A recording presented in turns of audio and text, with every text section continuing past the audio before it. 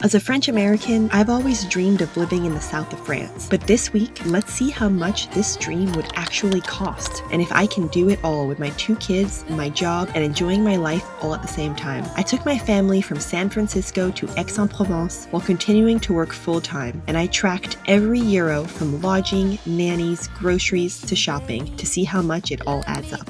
Good morning from the south of France. We are in Aix-en-Provence for a couple of weeks. We are living here and working here in the afternoons on California time. This town is super, super cute. There are a lot of Americans here, a lot of people from all different kind of countries. It's a very expat type of town, and it's actually not been as crowded as I thought it was going to be for the south of France in the summer, and that has been extremely pleasant. Let's get the largest expenses out of the way. Our trip from California to the south of France totaled $5,150, and our 5-bed, 5-bath Airbnb totaled $8,460 for 17 nights.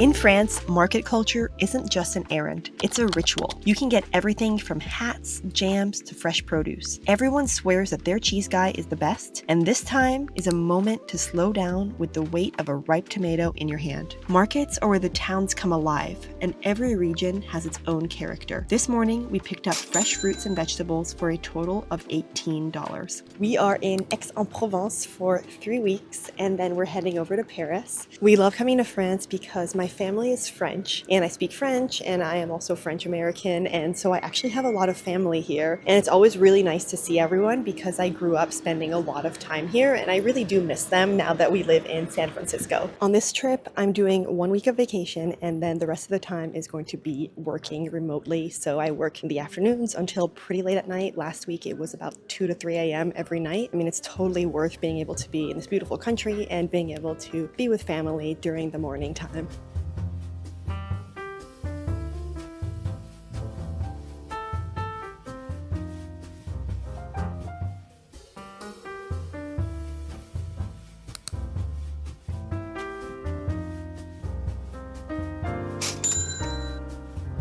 Il s'appelle comment ou elle s'appelle comment? Ferry. Oh. Today, we were celebrating a special occasion, so we have some pastries to pick up and also to save for later. I promise that we don't spend all day eating pastries, but we're definitely here for a good time. Merci.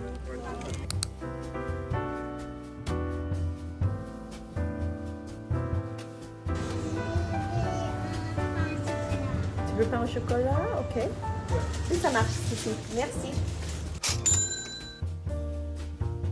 When it comes to cost of living, New York City and San Francisco dominate the global market with home costs per square foot upwards of $1,000. In Paris, this number falls at around $650 per square foot. Aix-en-Provence is slightly lower at $630 per square foot, but still expensive by French standards. Here you can see how these prices stack up to the US markets such as Houston and Orlando. We are staying in an Airbnb. It's a 5-bed, 5-bath, and we are staying for about 3 weeks, and the cost of that was $8,000, which is a lot, but if you think about it, if you split it within 5 different families, that actually makes it a lot more reasonable. So we have my parents, my in-laws, and then the 4 of us, so me, my husband, and my kids staying here. For a little bit of background, my mom is French, and so I grew up speaking French. I grew up coming to France multiple times per year, spending a lot of time in this beautiful country. I speak French. I am a French citizen, so are my kids, and my husband will be soon. He passed all of the language exams. His French is getting very, very good. That'll be really exciting for us to all be French and to continue visiting as often as possible. It's time to get to work. I've been working from around 2 p.m. France time up until midnight or 1 a.m. I really like this office space that I have set up. The Airbnb has all of these super big windows with terraces, and it's just so nice to hear the city sounds without being in the super, super busy street. I did have to childproof every single window. I brought childproofing in advance, but then for the remaining windows, because there's so many, I tied up ribbons so that my kids cannot open the windows. Trust me, they have tried, but they can't. I knew this was gonna be a problem, so I planned ahead. It's time to get to work for the day. I studied economics and statistics at Columbia University, and I've spent my career working in tech, from big public companies to smaller startups that eventually IPO'd. I also took 2 years off off to stay home with my kids before returning to my current job. And let me tell you, whichever path you choose, it's all hard and meaningful work. Returning back to work has taken trial and error, but with the right support system at home, I found that it is absolutely possible to enjoy my job while also being present for every soccer practice and school event.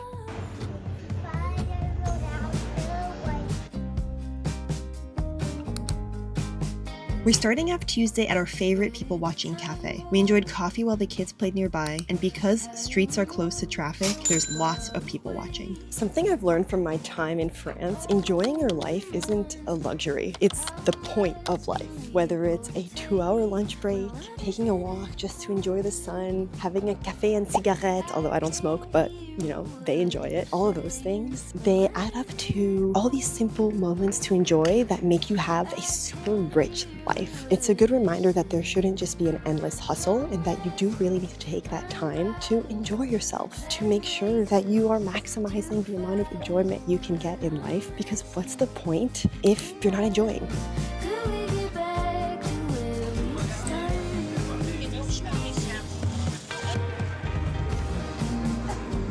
Now that we're in August in France, it's time for the national pause button. The entire country basically shuts down in August and they do their congés, their vacances. You cannot bother a French person in August. Offices are closed, people go to the beach, they go to the countryside. It's essentially a national reset button because even though they do work hard during the year, by taking that time to be with family, they can fully reset and also enjoy their life. Work to them is more of a tool, not an identity. Something that I've always really appreciated about French culture is how they're so intentional with how they make everything look. A place where they're selling $2 coffees has fresh flowers, a chalkboard menu, the table is beautifully set. Everything is intentional. Everything is supposed to be aesthetically pleasing. And even for a weeknight dinner that's just at home with your family, people will still put that effort to make it look gorgeous. So my mom used to, with every dinner that we would have, I grew up in New York City, even though my mom is French, every dinner we would have, she would put like little dill on our dinner, even though we didn't appreciate it as children. There'll be a little pop of parsley, those little edible flowers, and it's just something that she really instilled in me. Adding those little pops of intention, you end up feeling like you have a much more beautiful life. And that's something that has really stuck with me.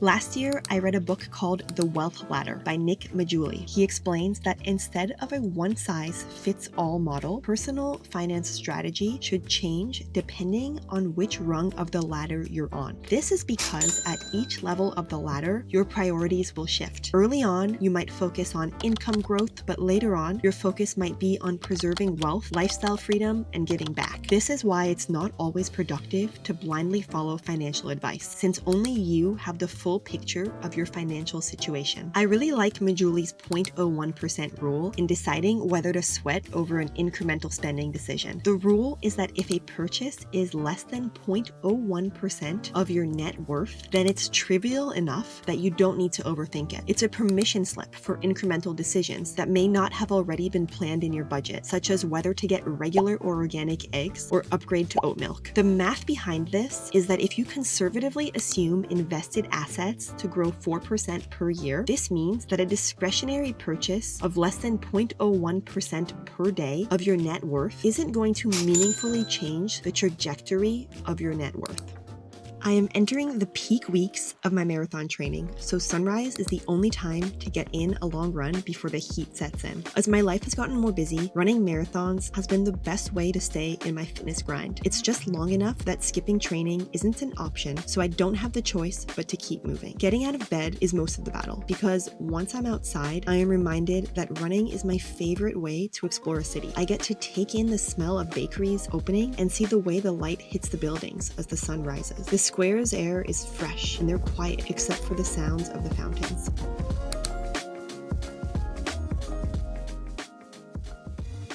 We picked up some caffeine at one of our favorite local cafes before walking over to try and get a spot at one of the city's highly sought-after restaurants. It is quite difficult to get a reservation for dinner, but lunch is less busy. The menu showcases modern twists on French classics, so each item is experimental and always very deliberately plated. We had a great meal, and any restaurant that can keep the kids seated for over an hour is a win in my book. Lunch is a sacred time in France, so it's not uncommon to spend 1 to 2 hours sitting down, catching up. It's definitely a really big part of the culture. They see food and eating as a way to connect, and they're always very careful and well crafted with every single meal. When it comes to food, groceries in the US are on average more expensive than in France. In the United States, the USDA provides a monthly food plan estimate at 4 different cost levels for a family of 4. But these will vary greatly depending on whether you are living in a city like New York or a more rural geography. In France, prices will vary by region as well. But overall, items like wines, cheeses, eggs, and baked goods are considered higher quality while also being less expensive than their US equivalent. However, of course, certain imported items will be more expensive in France. Like every country and culture, France has a lot of traditions. Something that I always did with my grandparents, we would get a baguette every morning, sometimes twice a day. They're very into making sure their baguettes are fresh all the time. And the thing is, you get a baguette for €1 here. And so everyone has their favorite boulangerie. They make sure to go there every day so that the bread is always fresh and hot. Bonjour. Bonjour madame, je prendrais bien 2 baguettes s'il vous plaît. Nature ou céréales? Nature s'il vous plaît. Avec ça, madame? 2 tranches de pizza là. 2 morceaux de pizza? 2 morceaux, oui. Et un pain au chocolat? 2. 2 pains au chocolat. Merci. This morning's coffee takes the cake for the most serene and idyllic spots of our week. Café Commun is hidden away inside the 18th century private mansion that was turned into a museum. The terrace overlooks the French-style gardens and is perfect for a coffee or light lunch.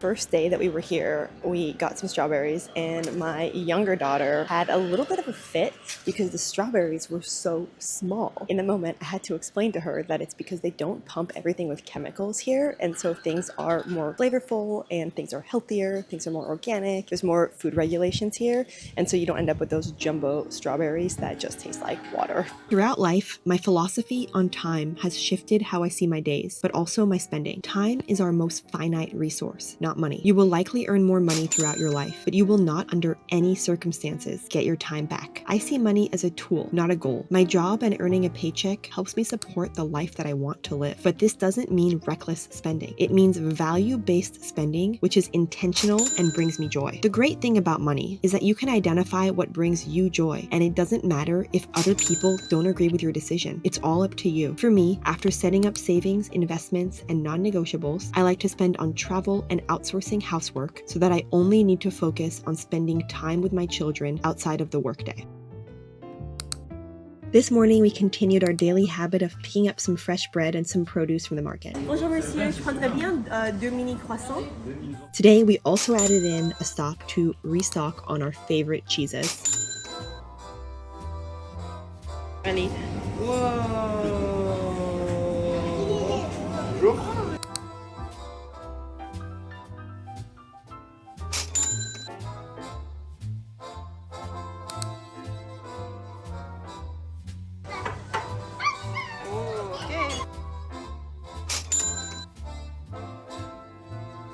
I ended my first day of vacation with an evening run to conclude this week of living and working in the south of France. This week, we got to enjoy our days with family, but also working hard to continue living the life we love. And be sure to come back next week because we are heading to Paris. And if you enjoyed this video, check out this one next because I think you'll like it too. À la prochaine!